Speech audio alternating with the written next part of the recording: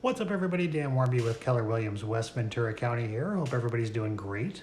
I think we're all pretty convinced that real estate, whether it's your primary residence or an investment property, is a great investment. There's huge tax advantages. It's a great inflation hedge. It's great just for peace of mind, too. But when we're trying to make decisions around real estate, it's not as easy as it seems sometimes to figure out what our actual bottom line is going to be. That's why, as realtors, we always bring a fully completed net sheet to every appointment to help the seller understand exactly what they'll walk away with in a check or a wire when all the dust settles. So I wanted to take a sec and break down exactly what's on that net sheet to help you guys understand what all the costs are to selling a property in California in general and West Ventura County in particular. There's a ton of online calculators that do this for you, some more accurate than others, but I've found that none of them really get you much closer than the very rough ballpark in terms of closing costs, because there's a lot more to it than just your loan payoff balance. If you've built equity in the property, the good news is that you probably won't need to come up with much cash to cover the closing costs, because the majority are paid for out of the seller proceeds when escrow closes. Spoiler alert, it's between 6 and 10% of the contract price, kind of generally speaking, but let's break it down in detail. The listing agent commission. In California, the seller pays for any listing agent commission if the property is listed with an agent. Generally speaking, that's between 2 to 3% of the contract price of the house. But it's important to remember that all commissions in California are negotiable. You shouldn't be afraid to have a conversation with your agent about what you're trying to accomplish. If you're trying to sell a unique property that's going to take a ton of marketing and buyer education, that has certain costs associated with it. But if you have tons of buyer inquiries already on a property that's flying off the shelves, talk to your agent and see what kinds of services you might not really need, and maybe end up saving a good amount of commission money here. Generally speaking, you're not going to have to come up with any money out of pocket here, because the broker's commissions are paid out of the proceeds of the sale. Buyer's agent commission. Again, in California, sellers typically pay for the buyer's agent commission. This gets a little confusing sometimes, and there's actually a nationwide lawsuit regarding this that I'm planning on doing a video on, so look out for that. In reality, the listing agent pays the buyer's agent out of the total commission they are charging the seller. But it's written in the contract that the listing agent will pay X% or a fixed amount to an agent that brings the buyer. But since it's paid out of the proceeds of the sale anyway, it doesn't make a huge amount of difference. Keep in mind, this is totally negotiable too. Inventory is super low right now. So would it make sense to drop the buyer's agent commission from, say, 2.5% down to 2 or 1.5? I don't know. Personally, I feel like it scares off buyers that have buyer-broker agreements with their agents, because they could potentially have to come up with the difference out of pocket to purchase the house. But the point is that all commissions are negotiable, and you shouldn't feel weird about talking to your agent to figure out the best package of services for what you're trying to accomplish. The majority of the time, the office selling and the office procuring the offer just split the commission 50-50. So the buyer's agent commission ends up being about 2 to 3% in most cases. On to escrow fees. The escrow agent is the person handling all of the transfer of title and all the cash, and they don't do that for free. Escrow fees usually run about $2 per $1,000 of the contract price, plus usually about a $200 to $300 one-time fee. For sale by owner fees, I know a lot of realtors hate talking about for sale by owner, but the fact of the matter is sometimes it's appropriate for the situation. If you're super experienced and have a lot of free time to deal with the showings and multiple offers this market is generating, my last closing, I think, had 8 offers all over list in like 72 hours, if I remember correctly. Then by all means, give it a shot. Where I see for sale by owner being the most helpful is on condos and mobile homes, where the liquidated damages, if there was a problem in the transaction, are likely going to be less than the cost of hiring an agent. It just makes sense to some people to roll the dice liability wise and sell a property for sale by owner if you have the time to handle the logistics of the sale yourself. The cost varies quite a bit from service to service, but you're typically looking at anywhere from about 300 all the way up to about 2% of the purchase price to have a for sale by owner service listed on the MLS as a limited service listing.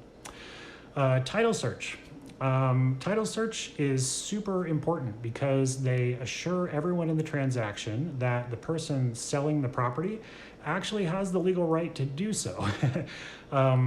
That chain of ownership being unclouded is hugely important to the value of the home, not to mention the peace of mind of the new buyers. The title company goes through all the available records to make sure that the title is clear, and they typically charge anywhere from $200 to about $1,000 to do that, depending on the individual property. Mortgage balance payoff. This one seems obvious. When you sell your property, before you receive any proceeds, escrow will pay off the remaining balance owed on your mortgage. But sometimes there's a few hidden fees lurking around in there, like a loan payoff fee or a prepayment penalty fee if that's in the terms of your mortgage. Closing cost concessions. Sometimes this blindsides sellers and can be one of the more problematic parts of a transaction. All property in California is sold in as-is condition, meaning that there's no criteria that has to be met condition-wise before the state will let you sell. So in our contracts, we have an inspection period where the buyer can investigate all the aspects of the property and look for any latent defects.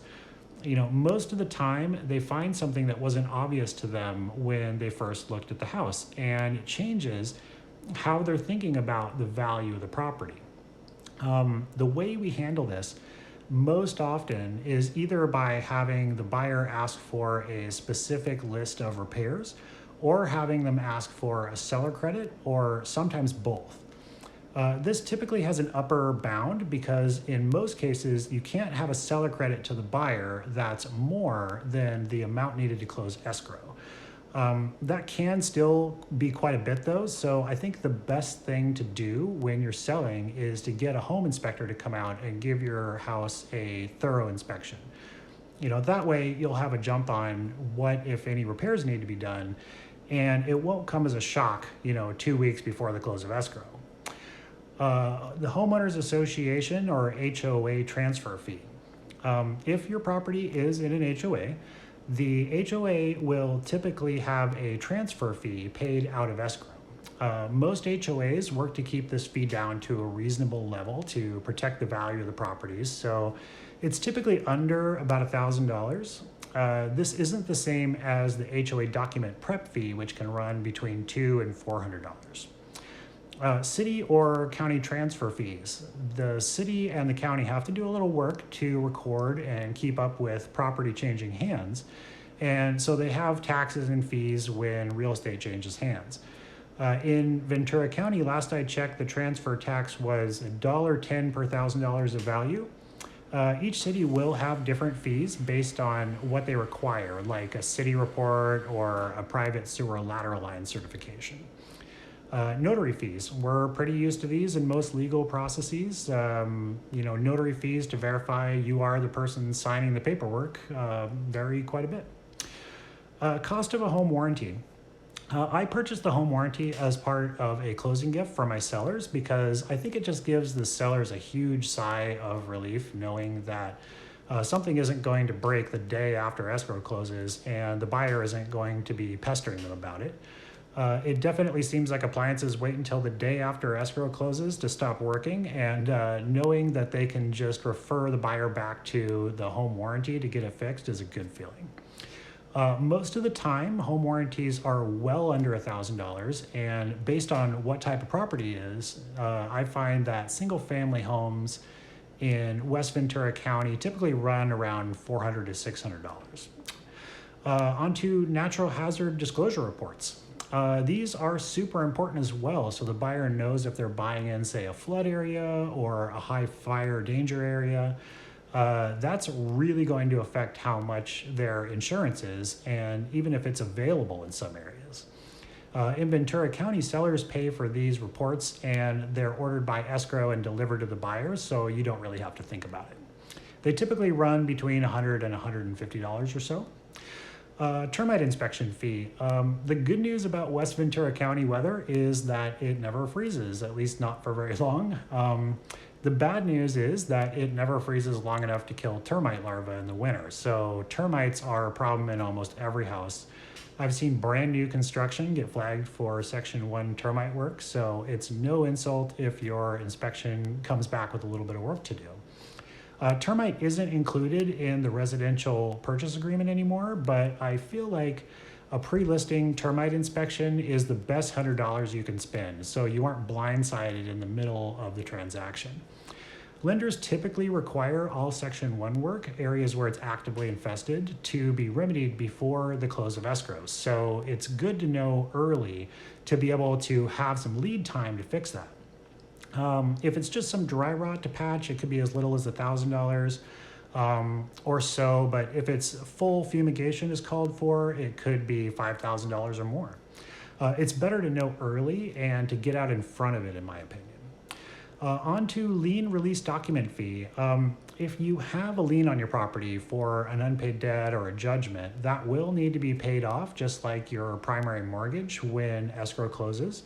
That's a pretty obvious cost, but keep in mind that you'll need to file a release of lien or a lien cancellation, and that has a cost associated with it as well. Typically, they're not too bad, but it's something to keep an eye on. As we've seen, these little tiny costs can add up over time quite a bit. That's about it for the net sheet breakdown. Like I said, if you're doing back of the cocktail napkin math, you can probably ballpark all the seller's closing costs at between, say, 6 to 10%. Of course, if you need a more accurate number, feel free to contact me, reach out anytime. I'd be happy to run a net sheet for you based on your specific property and situation and help you figure out what your personal bottom line would be. No strings attached, as always. I hope all that helped. Don't forget to like and subscribe for more local real estate content, and have an awesome rest of your day, everybody.